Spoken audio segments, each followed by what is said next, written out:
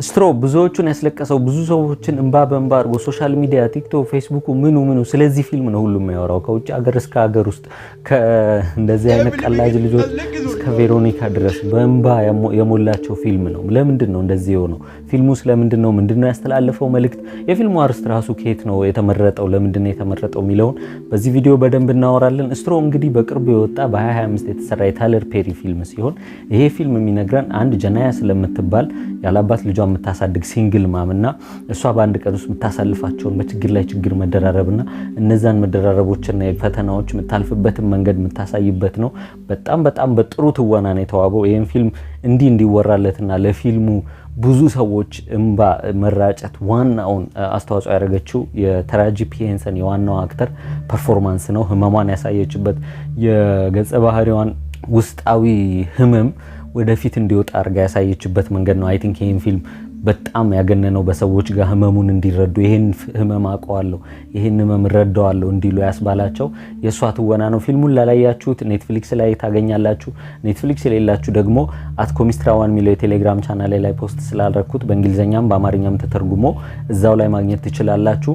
ቲክቶክ ላይ አጠር ያለም ቪዲዮ የሰራሁት አለ። ስለዚህ እሱን ማየት ትችላላችሁ ካስፈለገ። በዚህ ቪዲዮ ደግሞ ስለ ፊልሙ ሙሉ ሊያስፈልጋችሁ የሚችለውን ኢንፎርሜሽን እና መወያየት የምንችላቸውን ነገሮች ነግራችኋለሁ። እንጀምር። እሺ ጋይስ እንደምናችሁ፣ ያው ሶሪ ቆይቻለሁ ግን አሁን ተመልሻለሁ። እንግዲህ ስለ ፊልማችን እንቀጥል። ስትሮ እንግዲህ በታይለር ፔሪ የተሰራ ፊልም ነውና ብዙ ሰዎች ጋር ህመሙ እንዲደርስ ያደረገው የአክተሯ ትወና ባለፈና የታሪኩ ደግሞ በጣም ዩኒቨርሳል መሆን ነው። ምክንያቱም ከነጭ እስከ እኛ ሀገር ድረስ ህመሙን ያውቁታል። የሲንግል ማምን የእናትን መከራን የመቸገርን ህመም የሚያውቁ ሰዎች በሙሉ ሊረዱት የሚችል ነው። ፊልሙን ስታዩት ግን አራ አላስለቀሰኝም ምንም አያስለቅስም ምናምን እያላችሁ ማየት የለባችሁ። ምንም ፊልም ስታዩ መጀመሪያ ይሄ ነው ሊሰማ የሚችለው ተብሎ አይታይም። አሁን አንድ ሰው ቀልድ ሊነግራችሁ ሲል አሪፍ ቀልድ ሰምተን ማጣቀው ቀልድ ልንገር ሲባል በጣም አልወድም ነው። ምክንያቱም ካሳቃ ማሳቅ ነው እንጂ መጀመሪያ አስቁ ብሎ ኤክስፔክቴሽናችሁን አንድ ነገር ከፍ ካረገ ኦሬዲ ራሳችሁን ትታዘቡታላችሁ። እንዴ በጣም ባላሳቀኝም ግን አዎ ግን ምናምን ትላላችሁ። ስለዚህ ይሄ ፊልም ያስለቅሳል መባለው አንዳንድ ሰዎችን ምኑ ነው የሚያስለቅሰው የሚያስብላል። ኢትዮጵያ የኖርኩማ ለዚህ ፊልም አላለቅስ የሚሉም ሰዎች አሉ። ኤኒዌይስ እኛ ግን ስለ ታሪኩ ስለ ፊልሙ እናወራለን። ፊልሙ ጠንካራ ጎኖቹ አሪፍ ፓርቶቹ የቱ ናቸው፣ መተቸት የሚገባውም ነገር አለ ብዬ አምናለሁ። ስለሱም ወደ መጨረሻ ላይ እናወራለን። ጀናያ ልጇን ብቻዋን የምታሳድግ እናት ነች። ልጇ የሚጥል በሽታ አለባት። ለሷ መድኃኒቷ ውድ ነው፣ ለልጇ የምትወስደው መድኃኒት። በዛ ላይ ደግሞ ስራዋ በደንብ የሚከፈል ስራ አይደለም። ስለዚህ የተከራዩትን ቤት ካያችሁ 3 ቬንቲሌተር ነው ያለው። ስቲል በጣም ሙቀት አለው፣ ኤሲ ምናምን ስለሌላቸው ግድግዳው የተሰነጠቀ ነው እና በዚህ ላይ ደግሞ ምን ይጨመርባታል? ልጇ የትምህርት ቤት ምሳ የምትበላበትን ክፍያ እንዳልተከፈለና ተማሪዎች ጓደኞቿ ፊት ክፍያ አልከፈልሽም እንደተባለች እና እና ይሄ ነገር ጀናያ ጫና እንዳሳደረባት ታያላችሁ። ከቤቷም ስትወጣ አከራይዋ ኪራይ አልከፈልሽም እያለች እየጨቀጨቀቻት ነው። አሁን ዛሬ ሄጄ ከስራ ቦታ ደሞዜ ይከፈለኛል ደሞዜን ወስጄ ከፍላለሁ ብላ በቃ ተማምና ለአከራይዋም ነግራ እቃዬን አትጣይብኝ ብላ ነው የወጣችው እና በዚህ ሁሉ ውስጥ አልፋ ደግሞ ስራዋ ስትደርስ ግን ደግሞ የስራ ኃላፊዋ በጣም የሚቆጣ ሰው ነው። ከዛ ስራዋም ደግሞ ደንበኞችን ማስተናገድ ስለሆነ የሚመናጨቁ ደንበኞች ያጋጥሟታል። ይሄ ሳያንሳት ከትምህርት ቤቷ ይደወልና ደግሞ ልጅሽ ላይ ጉዳት ስላየን መተሽ ነይ ትባላለች እና እዛ ስትደርስ ደግሞ አሜሪካ እንግዲህ ልጆች ላይ ጉዳት ሲያዩ አንድ ወላጅ በቂ ልጁን ማስተዳደር አልቻለም ብሎ የሚወስዱ አሉ። ቻይልድ ፕሮቴክቲቭ ሰርቪስ ልጆችን የመጠበቅ አገልግሎት የሚሰጡ የመንግስት አካላት ማለት ነው። ልጇ በዛ ወድቃ ለብቻዋ ገላይ ልታጠብላ ልጇ በመውደቋ ሰውነቷ ላይ ያለውን ነገር አይተው እነዛ አስተማሪዎች እነሱን ደውለው እነዛ ደግሞ ልጅሽን እንወስዳለን በዚህ ስልክ ደውለሽ እኛም ማናገር ትችያለሽ ብለው ልጇን ሲወስድባት ታያላችሁና ይሄ ሁሉ ነገር ነው እንግዲህ ፊልሙ በተጀመረ 20 ምናምን ደቂቃ። ይሄ ራሱ ሳይንስ ስራ ወዲያው ተመለሽ ስለተባለች ወደ ስራ በምትመለስ ሰዓት ግን አንድ መንገዱን ሳይጠብቅ ሊያልፍ የሞከረ ፖሊስ ይገጫታልና ፖሊስ ስለሆነ ግን ሁሉ ነገር ብሌም ወደሷ ይዞራል። ያው ነጭ ፖሊስ ደግሞ ስለሆነ እሷ ጥቁር ስለሆነች አሜሪካ ያለውን የዘረኝነት ነገር ታውቃላችሁና እሷን ሚሰማ ጠፍቶ ትኬት ይጻፍባትና መኪናዋ አደጋ ውስጥ ስለተሳተፈ ኢምፓውንድ ወይም ለብቻው ወደ ገራዥ ይወሰዳል ማለት ነው ምርመራ ሊደረግበት። ይሄን ሁሉ ችግር አልፋ ስራ ቦታ ስትደርስ ደግሞ የስራ ቦታ ኃላፊዋ ደግሞ በጣም ቆይተሻል፣ ስለዚህ ከስራ ማባረር ነው ያለኝ አማራጭ ብሎ ሰውየው ራሱ በጣም ነገረኛ ሰውዬ ነው፣ ምንም ሊረዳት አልቻለም። እና ቢሮው ድረስ ሄዳ እሺ አትሊስት ልባረር ግን ደሞዜን ስጠኝ፣ የዛሬን ደሞዝ ስጠኝ ስትለው ከስራ ቦታ የሚባረር ሰው ደሞዝ እጅ በእጅ አይሰጥም፣ በደብዳቤ ነው የሚላክልሽ፣ ጠብቂ ትባላለች።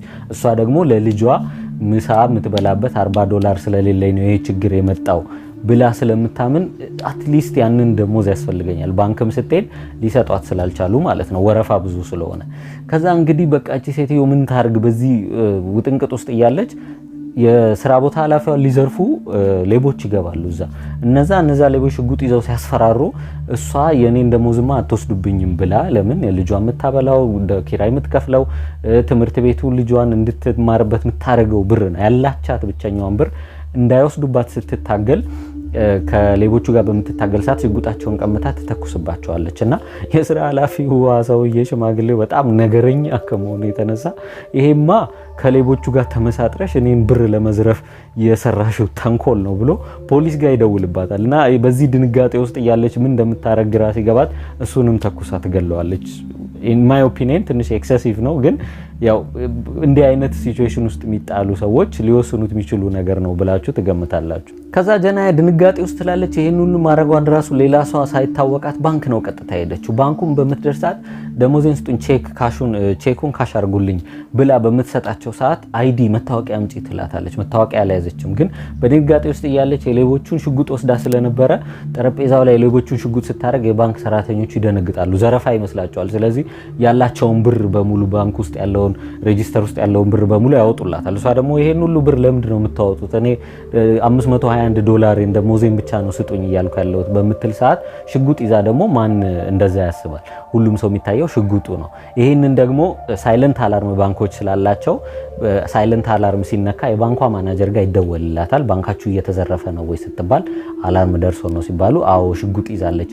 ግን ማናጀሯ አንድ ደግሞ ምን ጨም ቦምብ ይዛለች ትላለች። ይሄ ቦምብ የተባለው ደግሞ ልጇ ለትምህርት ቤት ሳይንስ ፕሮጀክት ለምትሰጠው አሳይመንት የሰራችው ቦምብ የሚመስል ፕሮጀክቷ ነው። እና ይሄ ነገር ቦምብ ነው ብላ ለፖሊስ ስለተነገረች ፖሊሶች በሙሉ ባንኩ ይከበባል። እና በሙሉ በዚህ የባንክና እንትን ውስጥ ያለው ፕሮሰስ ምናየው ነገር ጀናያ ምን ያህል በሚስ አንደርስታንዲንግ ውስጥ ተጠምዳ እንደዚህ አይደለም እኔ እኮ ልዘርፍ አይደለም የመጣሁት ምንድነው የምታስቡት እያለች ድንጋጤ ላይ ያን ሁሉ ፖሊስ ስታይ ግራ ስትጋባ ታያላችሁ። ባንክ ቤት ውስጥ እያለች አንዷ ሴትዮ የምትለው ነገር አንድ ኢንተረስቲንግ ነገር አለ።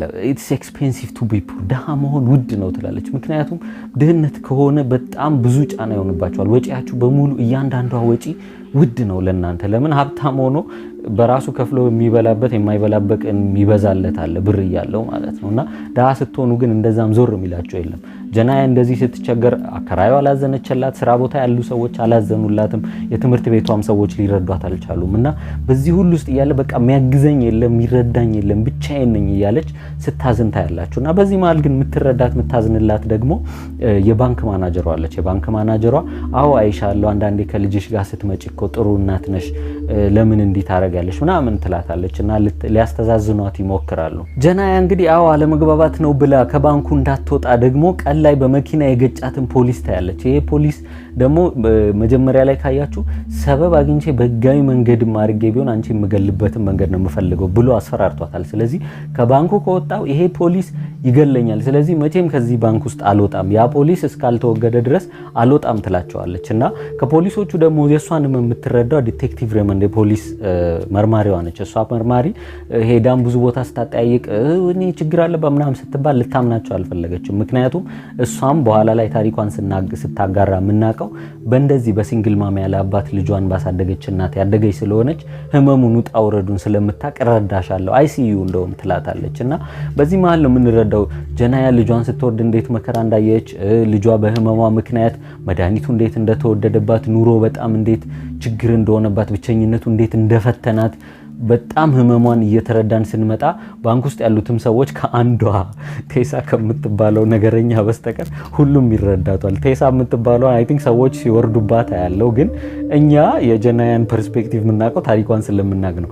በቴሳ ቦታ ሆናችሁ ካያችሁ ግን አንድ ሰው ሽጉጥ ይዞ ሊዘርፋችሁ ሊገላችሁ የሚችል ሰው እንደ እብድ የሚያደርገው ሰው መጥቶ እንደዛ አይነት ነገር ስታዩ ራሳችሁን ለማዳን ማታረጉት ነገር የለም እና ብዙ ሰዎች ይወርዱባታል። ግን ታሪኳን በሰማች ቁጥር ግን ስታዝን ማየት ትችላላችሁ። ስቲል ያው ያ ነገረኝነቷ ባይጠፋም ማለት ነው። እና አንዱ ይሄ ፊልም የሚያደርገው ነገር በጣም የሲንግል ማሞችን ህመም ከዛ ደግሞ በዛውም አብሮ ያለውን በአሜሪካ ያለውን በፖሊሶችና በጥቁሮች መሀል ያለው ሪሌሽን በጣም የምናይበት ነው። ምክንያቱም በዚህ ሲቹዌሽን ውስጥ ለእናትየው እያገዙ ያሉት የነበሩት ጥቁር ፖሊሶቹ ናቸው ሊረዱ የሞከሩት።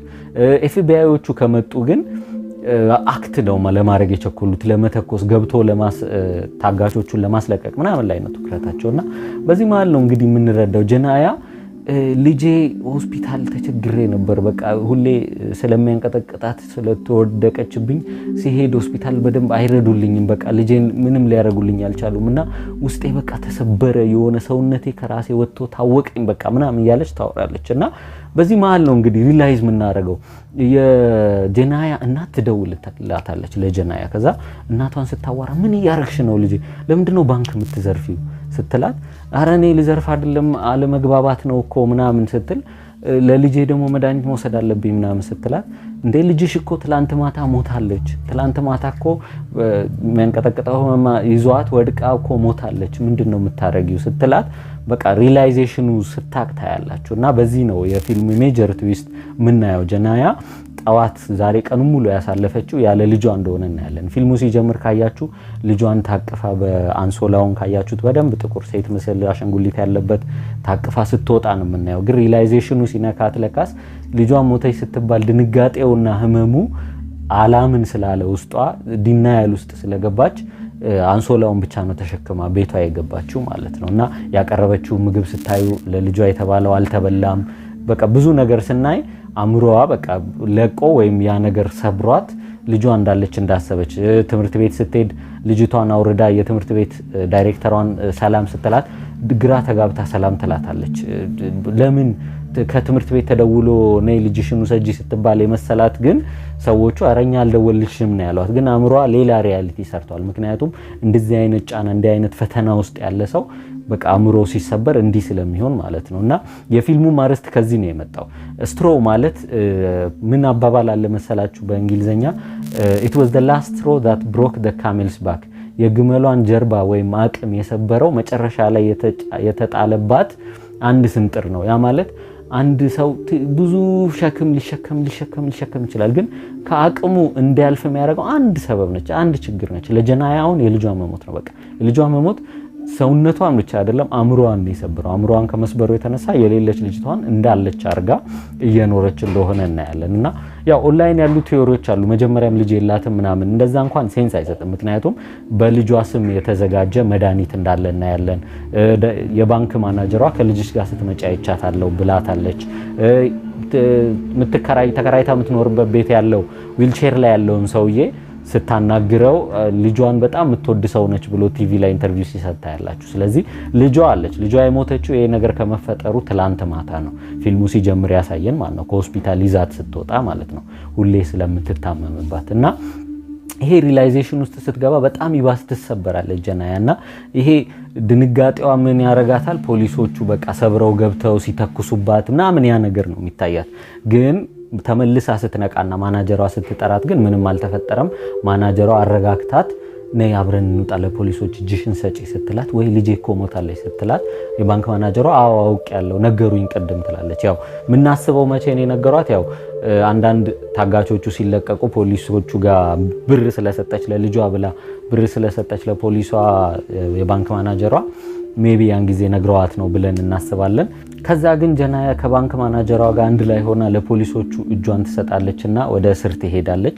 ይሄ ፊልም እንግዲህ ሙሉ ሊነግረን የፈለገው ታሪክ ነው። ይሄ ፊልም ግን ኦቨርኦል የሚነግረን መልእክት ምንድነው? ሊያስተላልፍ የፈለገው መልእክት ምንድነው ካልን ምን ያህል እርስ በርስ መተሳሰብ እንዳለብን፣ ምን ያህል ለሰው መተዛዘን ማዘን እንዳለበት በተለይ ሲንግል ማሞች ምን ያህል ፈተና ላይ እንዳሉ ስራ ቦታ የሚረዳት የለም አከራዩ አትረዳትም የትምህርት ቤት ያለባትን ችግር ሊረዷት አልቻሉም እና እንዲህ አይነት ነገሮች ሲደራረብባቸው ሰዎች እንዴት በቃ ሊሰበሩ እንደሚችሉና መንገድ ላይ ሰው ስታዩ አንድ ሰው ምን እንደሚሰብረው ይሄ የአንድ ሰው ላስት ስትሮ ወይም አቅሙን የሚያሳጣው ስብር የሚያደርገው ነገር ምን እንደሆነ አናቅም ምን እያሳለፈ እንደሆነ አናቅም ያሰው ስለዚህ ምን ያህል መተሳሰብ እንዳለብን ለሲንግል ማሞችም አይደለም ችግር ላይ ላሉ ሰዎች ያው እኛ ሀገር በአካባቢያችን ድህነት ብዙ ነው ስለዚህ ያው ከመላመዳችን የተነሳ አንዳንዴ መናናቅ መጣል በቃ መጣይፍ ምናምን ነገር ይኖራል ግን እንደዛም ሆኖ ቢሆን ማዘን አለብን አትሊስት ክፉ ቃል ከመናገር መቆጠብ አለብን ምክንያቱም ያ ሰው ምን ያሳለፈ እንደሆነ ስለማናቅ ማለት ነው እሷ እንኳን ጄናያ ችግር ውስጥ እንኳን ሆና ያለቻትን ብር ያው ዊልቸር ላይ ላለው ሰውዬ ሰጥተዋለች ሱስ ላይ እንዳታውለው እንኳን ብላ እሷ ያን ያህል አዘኔታ አላት ለሌላ ሰው ለምን ችግርን ስለምታውቀው ሰዎች ግን እሷ ያሳየችውን አይነት ደግነት ለሷ አላሳዩአትም ያ ነው እሷን የሰበራት ማለት ነው ያ ነው ደግሞ እኛ ከዚህ ፊልም መውሰድ ያለብን ትምህርት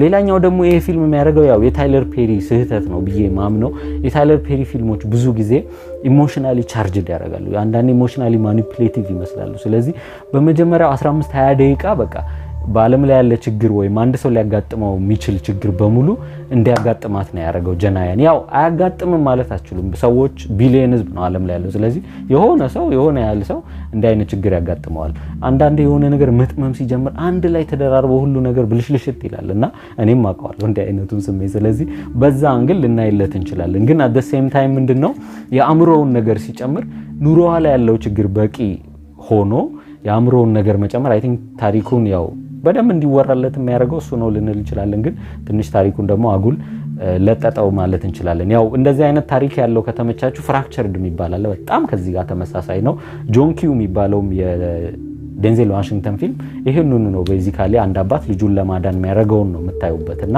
እነዚህ ፊልሞች ውስጥ ያለውን ቤስት አስፔክት አጣምሮ የተሰራ ፊልም ነው ብያምናለሁ ስቲል እንዳልኳችሁ ሶሻል ኢሹ የሚያነሱ ፊልሞች ቴክኒካሊ እንዲ ለምን ሆኑ ይሄ እንዲ ነው ይሄ ሴንስ አይሰጥም አሁን አንድ ሰዎች ሳይነሱ አይወት ስልክ እንዴት ነው እንደዛ መቀርጾ አንዷ የባንክ ሰራተኛ ላይቭ እንዲሰራጭ ምናምን ብዙ ሴንስ ማይሰጡ ኦር በደንብ ኤክስፕሌን ያልሆኑ ወይም ደግሞ ሌዚ የሚመስሉ ነገሮች ቢኖሩበትም ስቲል ሊያስተላልፍ ከፈለገው መልእክት አንፃር ኢፌክቲቭሊ ፊልሙን መልእክቱን አስተላልፏል ብያምናለሁ ስለዚህ ፊልም ስናወራ እንግዲህ ስለ ታይለር ፔሪ አለማውራት አይቻልም ምክንያቱም ታይለር ፔሪ እስከዛሬ የሚሰራቸውን ስራዎች ስታዩ አንድ ኮመን ትችቶች የሚደርስበታል ታይለር ፔሪ ጥቁር ሴቶችን አይወድም የሚለው ትችት ነው ያው አይወድም ሃርሽ ነው ግን ብዙ ጊዜ እኔ ማምነው ነገር ምንድነው ከጥቁር ሴቶች ሊያሳይ የሚፈልገው ጎን ውስን አይነት ነገሮች ናቸው በጣም ህመም ላይ ያተኩራል ይሄ የሆነ ኦቨርካም ያደረጉት ነገርን በጣም ሊሚት ያደርጋቸዋል ኦቨርካም ያደረጉት ችግሮች አቅማቸውን ያላመዛዘን ወይ ከድክመት ተነስቶ ነው ብዙ ጊዜ የሚያረጋቸውና እሱ ትችት አይ ቲንክ ፌር ነው ብያምናለሁ ግን at the same time ታይለር ፔሪ አይ ቲንክ ያረጋ ያለው ብዬማምነው በዚህ ሰዓት ብቸኛው በሆሊውድ ውስጥ ያለ ቢሊየነር ሆሊውድ ፕሮዲዩሰር ነው የራሱ ስቱዲዮ የራሱ አቅም ያለው ሰው ስለሆነ ለብዙ ጥቁር ተዋናያን ሴቶችም ጭምር እዚህ ፊልም ላይ ላሉት ስሙን የሥራ እድል የፈጠረው እሱ ነው አቅም ያሳደገ ያለው እሱ ነው ለዚህ እነሱ ዞሮ ያላያቸውን ሰዎች እሱ ነው ያያቸው ያላቸው ስለዚህ ለመተቸት ከባድ ነው ምክንያቱም ይሄ ሰውዬ ስራ ስለሰጣቸው ነው እነዚህ ሰዎች ያው ሁሌ ኔጌቲቭ የሚመስል አይነት ሮልም ቢኖር ስቲል ሮል የሚያገኙት በሱ ምክንያት ነው ብዙ ኢንተርቪዎችንም ካያችሁ ትራጂ ፔንሰን ምንም ስራ ሳላገኝ እሱ ነው ስራ ይሰጠኝ ትላለች ሲምባድ የሚባለው ዊልቸር ላይ ያለው ሰውዬ ባይ ዘ ዌይ ስትሮክ የተመታ በጣም ድሮ ጎበዝ ስታንድ አፕ ኮሜዲያንም ነው አክተርም ነው ግን ዊልቸር ላይ ሆነ ማንንም ስራ አይሰጠውም ነበር እሱ ነው አስታውሶ ደውሎ እዚህ ፊልም ላይ እንዲሳተፍ ያደረገው ይሄ ፊልም ደግሞ ፊልሙ ከመስራትም ባለፈ በስርጭት ኔትፍሊክስ ላይ ሌላ ቦታ በሚሰራጨው ገቢም እያገኘ ይመጣል አክተሩ ለወደፊት ስለዚህ እንደ አይነት እድሎችን ለጥቁር አሜሪካውያን ለጥቁር አክተሮች እየፈጠረ ያለው እሱ ነው ይሄ ነገር ደግሞ በዚህ አመት ባወጣቸው ፊልሞች ታያላችሁ በጣም ብዙ እየሰራ ነው የራሱ ስቱዲዮ የራሱ አቅም ስላለው ያ ደግሞ ግን አንዳንዴ ምን ይፈጠራል ያንዳንድ ስራዎቹን ጥራት ያሳንስበታል ምክንያቱም አንዱ ይሄ ፊልም ፕሮዳክሽን ጥራቱ አንዳንዴ በጣም ዝቅተኛ የምትሉት ነው ወይም የሆነ በአነስተኛ በጀት ነው የተሰራ የሚመስለው አጠቃላይ ውጭ ያለውን ቀረጻ ለመቅረጽ 4 ቀን ብቻ ነው የፈጀባቸው። በተለይ የባንኩን ሲኖች ኦቨርኦል አይ ቲንክ ወራት ምናምን የፈጀ ፊልም ነው ለመጨረስ። ስለዚህ ያ ነገር አለው። አንዳንድ ቦታ አክቲንጉ የተዋጣ አይደለም ልትሉ ትችላላችሁ። በዚህ ፊልም ግን ማድነቅ ያለብን የባንክ ማናጀሯና ተራጂ ፒ ሄንሰን በጣም ፐርፎርማንሳቸው አሪፍ ነው። የባንክ ማናጀሯ ሼሪ ሼፐርድ በጣም አሪፍ ነው አክቲንጓ። ኢሞሽኑን አስተላልፈዋል። ሌሎቹም መጥፎ የሚባሉ አይደሉም፣ ግን ከሁሉም ጎልተው የወጡት ሁለቱ ናቸው ብዬ አምናለሁ። እና ይሄ ፊልም ለዚህ ነው መነጋገሪያ ሆነው። ለኛ የሚያስተምረው ምንድነው? ያው እኛ ሀገር ችግር ማንም አያስተምረንም፣ በዙሪያችን የምናየው ነው። ሀገራችን ያለውን ከረንት ያለው ሁኔታ፣ የኑሮ ውድነት እንግዲህ አሁን እየተፈጠረ ያለው ኑሮ ውድነት ስታስቡ ሲንግል ማሞችን አስቡ። ልጃቸውን የተሻለ ነገር እየፈለጉ ስራቸው በቂ ላይ ከፍላቸው ይችላል፣ የኑሮ ጫና አለ። ያ ሲፈጠር ብዙ ሰው እንዲህ አይነት ችግር ውስጥ አለ። ስለዚህ ውጪ ስትወጡ ለሴቶችም ብቻ ሳይሆን ወንዶችም አሉ፣ ሲንግል ፋዘሮችም አሉ ለብቻቸውን ልጆቻቸውን ለሚያሳድጉ። ለምን እኔ ራሴ ያለ ልጅ የለኝም፣ ለራሴ ማናን ነገሮች ዋው ይሄ ነገር ቱ ኤክስፔንሲቭ ላለው ልጅ ደግሞ ሲጨመርበት አስበ ትምህርት ቤቱ እንደ ጀናያ የምግብ ራሱ ክፍያ አለ፣ መድኃኒት ህመም ላለ እንደ ጀናያ የህመም ያለበት ልጅ ያላቸው ሰዎች ደግሞ የመድኃኒት ወጪ ያለባቸው። ስለዚህ መተሳሰብ አለብን ነው፣ አብረን መቆም አለብን፣ ማገዝ አለብን። አንዱ ፊልሙ የሚያደርገው ነገር ምንድነው? የባንክ ማናጀሯ መጨረሻ ላይ ከጀናያ አጠገባ ሆና ነው የምትወጣው። አብሬሽ ነኝ ያለውልሽ አጠገብሽ ነኝ ያለቻት ሊትራሊ አብራት ስትታሰርም አብራት አጠገባ ነው የምትሄደው። ለምን በቃ እነዚህ ሰዎች የሚፈልጉት እሱ ነው፣ የሚረዳቸው ሰው። አንዱ ጀናያ የምታማረረው ነገር ምንድነው? ማንም አይረዳኝም፣ ቤተሰቤ እንኳን አያዝኑልኝም ብላ ነው የምታምነው። ለምን ችግር ሲደራረብ ብቸኝነት ይሰማችሁና በቃ ዞሮ የሚያየኝ ሰው የለም አይነት ስሜት አለውና ይሄንን ደግሞ ልናግዛቸው የምንችለው አጠገባቸው እንዳለን በማሳየት ችግራቸውን በመረዳት አትሊስት ባንረዳ እንኳን ፈተና ባለመጨመር እንትናቸውን መቀነስ እንችላለን ብዬ አምናለሁ። የእናንተን ሐሳብ በኮሜንት ንገሩኝ። እስካሁን ስላያችሁ አመሰግናለሁ። ሰብስክራይብ ማድረግ እንዳትረሱ። ቴንክ ዩ ጋይስ። ሰላም ነው።